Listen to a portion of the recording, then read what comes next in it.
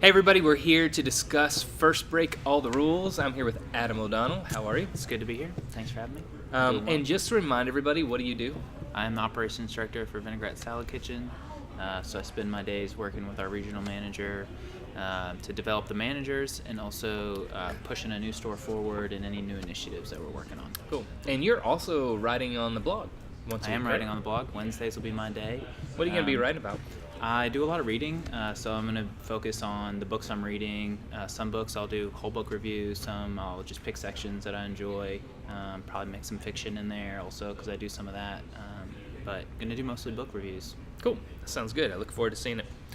All right, so today we're talking about the first key, which is select for talent. And I think the most important underlying assumption of this first key is something that goes against what I think traditional approaches are for leadership, and that is that good managers do not treat everyone the same way. What do you think about that? For sure.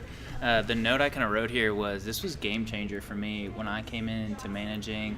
So I've been with this company for about 7 years, like coming into my 8th year, which is crazy for me. But when I started, I thought you had to have like this set of rules and everybody had to follow them, and you had to treat this employee the same as this one. And I remember reading this book and thinking, no, it's actually okay that I treat this employee who I have this sort of relationship with different than I treat this one, and I give feedback to this person different than the way I give it to this one. And that was, that statement was a game changer for me for sure as a manager at the store level. Yeah, so what it does is acknowledge that every person has their own motivations, their own drive, their own personality, their own approach, which is one of the reasons that we really push the concept of creating yes, is because that allows someone to have authority and be able to do things in their own creative way, sure. approach their job that way. So with that assumption that you're treating every person according to their own gifts and talents, is what they say in this book, according to the research, is that a manager's role then is a catalyst to take that talent and help it grow into what the company's goals are, and also take that talent and combine it with what the customer wants at the same time, and try to speed that process up. Have you seen yourself being able to do that in the past, and how have you done that? Yeah, I think there's a couple things when I think about this. I think as like a manager, I thought in like two sections. So I thought one was like operationally in the store, like what are the cogs and the wheels that just have to turn every day to make the operation successful. And then to me, this side is how do I spend time with people, how do I understand how they work well, how do they operate, so that they can plug into the best spot in the operation and provide the best experience. So when I thought of this catalyst role, to me it was really the progression of I understand my employee, I understand the goals, and I understand how to plug an employee in so that the customer has the best experience. So let me ask you this: how do you get to know your employee? How do you know? Yeah, so it's sometimes it's just easy as like talking to them, sticking yourself maybe in the room with them. I don't know, in breakout, I think in the term of vinaigrette, I can remember just deciding some days I'm gonna go do dishes with that person for 30 minutes just to have a conversation. Or on other days, I choose to remove myself from maybe the salad line, the day-to-day operation, and just listen more and say to myself, what is that person saying? How are they engaging with the employee? Which gives me a way to go back to them and go, look, you really did that really well. Was that comfortable for you? And they go, yeah, I actually really like talking to people. All right, I'm going to put you in a position that allows you to do that more, and just try to figure those things out. It does take intentionality because a lot of times we put our head down, we have so much to do, but to stop and go, how can I get to know my people a little better? And I think even outside of work sometimes, the people, I have maybe 1, 2, or 3 people out of 20 working for you that you're a little closer with, and you depend on them a little more. And kind of back to the first point, you treat them a little different, or your relationship with them is a little different, and that's okay. Those are your key people. That's cool. And if you read some of the stories that they're doing in this book, they tell about managers who spend extra time off the clock, even taking them to coffee or doing lunch or dinner or whatever, hanging out.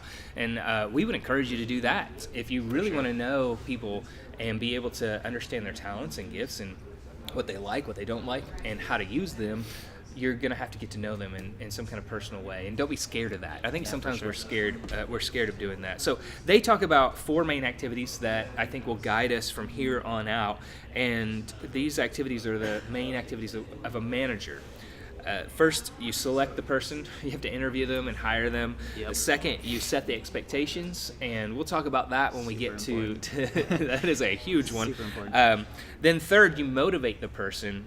And then fourth, you develop the person. But let's talk about talent a little more. How would you define talent? The book defines as a recurring pattern of thought.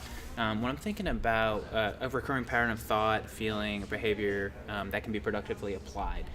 When I'm thinking about somebody's talent, I think about when I'm interviewing somebody or trying to get to know somebody, what do they do naturally well? Like, what easily comes to them? Are they outgoing? Do they easily make you feel comfortable in a conversation? Some people have that talent, some people don't.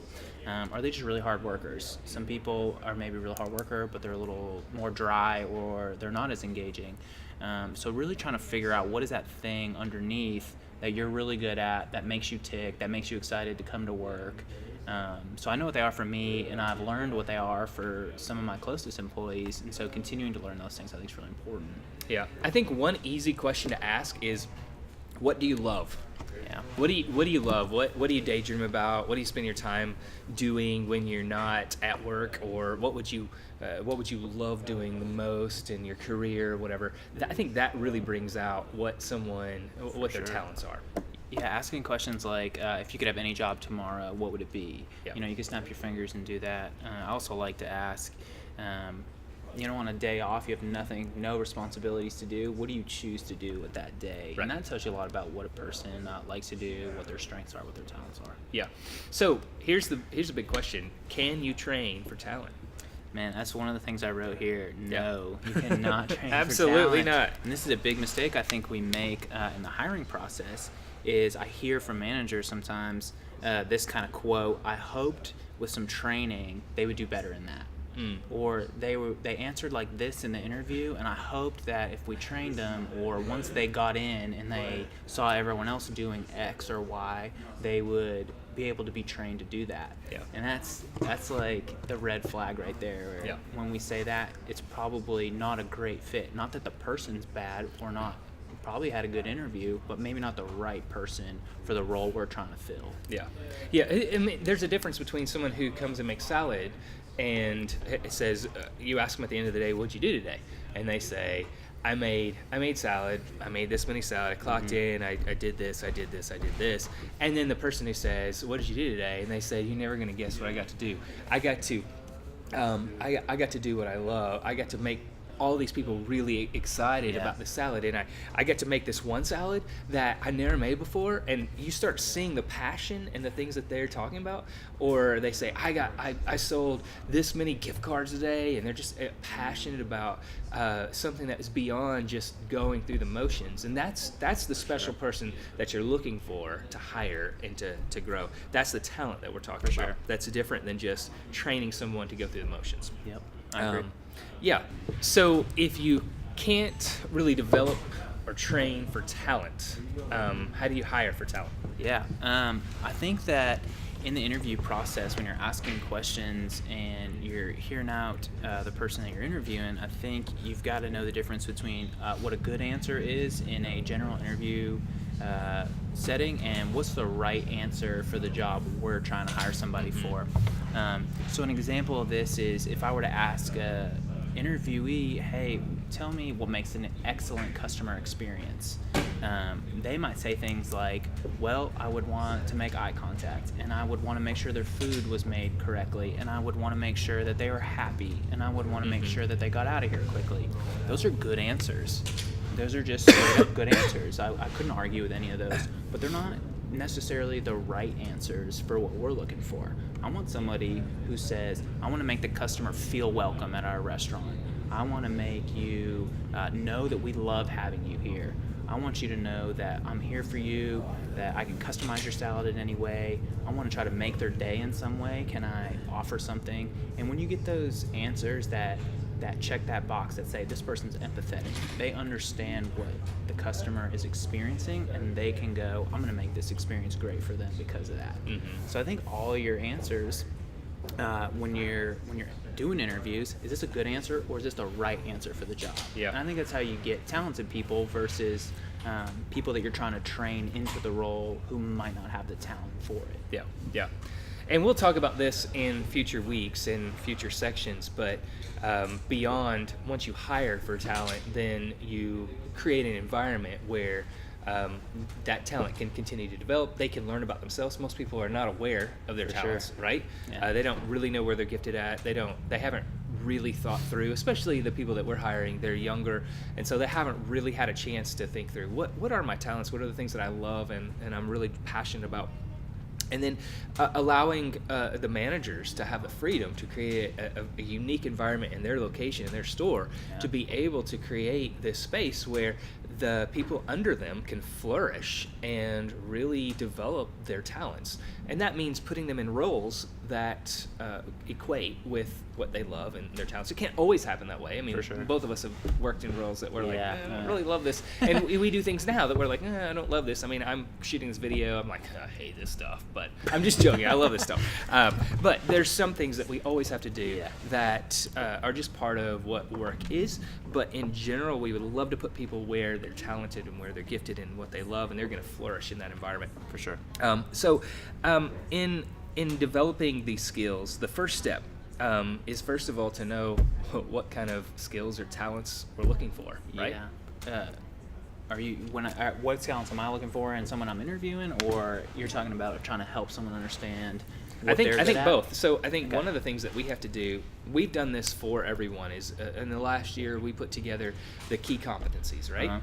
Key competencies are more of the skills that we're looking for sure, but not the talents. The talents are looking for talent. Developing talent is a different thing altogether. I can't make someone care more about a person or a customer, but I can tell them that this is how you have to greet and this is what you have to do to meet these standards.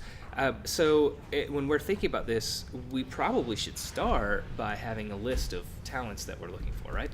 That's true. We should. Yeah. I think on the competencies and the talents, I think the talents will lend somebody to have a higher potential to succeed greater in 1, 2, or 3 of the competencies. I think as we've talked about that, we're not expecting everybody to get to a 7 by next fall. Right. But we can sit down with someone and go, man, you're great at this and this, so I expect you to get to a 4 or 5 maybe by the fall.